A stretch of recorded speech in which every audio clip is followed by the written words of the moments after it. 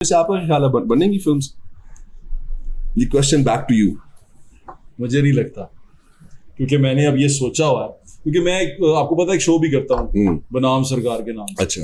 इसमें मैं यही देखता हूँ कि कौम का पैसा ज़ाया ना हो, तो मैं इनके पीछे हूँ। और मैं इसी प्लेटफॉर्म के तवसत से आपको बता देता हूँ कि मैंने सारों की लिस्टों पे नाम देखे हुए हैं और मैं देखना चाहता हूँ कि कौन कौन फिल्म बनाता है और कौन कौन वो 3 करोड़ रुपया उड़ाता है।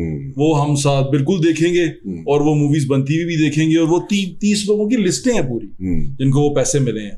हाँ, वो लिस्टें हैं, लेकिन वो कुछ उसमें से लोग जो है वो तो मैंने सुना था वो पंजाब के हैं भी नहीं जी, पंजाब के नहीं है, नाम नहीं लेते हम उनका, ऐसी फिर हम भी उनमें से तासुब में चले जाएंगे, मुतस्बी हो जाएंगे, लेकिन हम उसका नाम नहीं लेते। लेकिन हैं, बाहर के लोग भी हैं, काफी सारे हैं। तो अगर ये सारे लोग हैं, हम चाहते हैं कि ये मूवी बनाएं, मैं ये चाहता हूं कि ये मूवी बनाएं।